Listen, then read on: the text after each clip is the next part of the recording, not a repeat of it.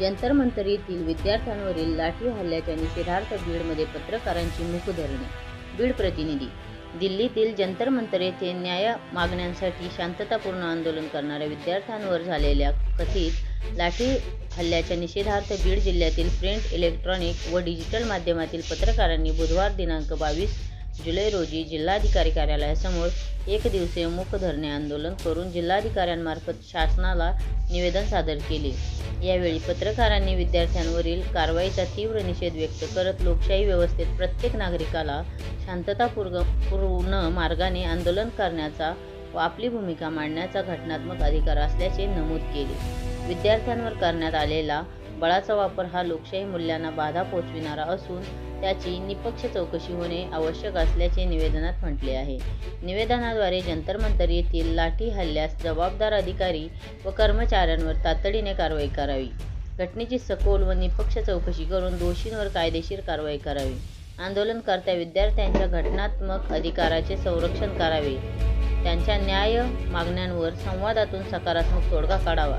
तसेच संपूर्ण प्रकरणाची विशेष तपास पथक SIT मार्फत चौकशी करावी, अशा प्रमुख मागण्या करण्यात आल्या. यावेळी पत्रकारांनी शासनाने विद्यार्थ्यांच्या प्रश्नांकडे संवेदनशीलतेने पाहून भविष्यात अशा घटना घडणार नाहीत यासाठी प्रभावी उपाययोजना कराव्यात, अशी अपेक्षाही व्यक्त केली.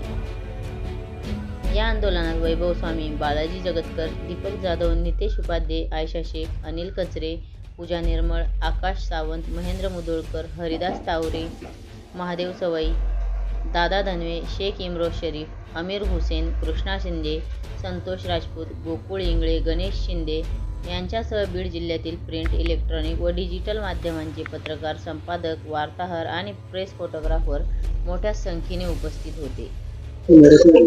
दिल्लीमध्ये जंतर मंतरवर आणि एकंदर जे आंदोलन विद्यार्थ्यांचं सुरू होतं त्या आंदोलनावर ज्या पद्धतीनं पोलिसांनी अमानुष लाठीमार केलाय, जे क्रौर्य दाखवलंय, त्या क्रौर्याचा, त्या लाठीमाराचा निषेध करण्यासाठी आज बीड जिल्ह्यातील सर्व माध्यमांचे प्रतिनिधी एकत्रित येऊन हे जे लोकशाहीला काळिमा फासण्याचं काम आहे, सामान्यांचा आवाज दडपण्याचं जे काम केंद्र सरकारकडून होत आहे, सरकारच्या त्या कृतीचा निषेध माध्यमांचे प्रतिनिधी म्हणून सर्व माध्यमातले व्यक्ती करतायत आणि तो निषेध व्यक्त करण्यासाठी, निवेदन देण्यासाठी आज जिल्हाधिकाऱ्यांना भेटून हा निषेध व्यक्त करण्यात आलाय. केंद्र सरकारनं जी काही लोकशाही विरोधी कृती केली आहे, एक माध्यम म्हणून सर्व माध्यमे त्या कृतीला ठामपणे विरोध करतायत, हा संदेश या माध्यमातून दिला गेला आहे.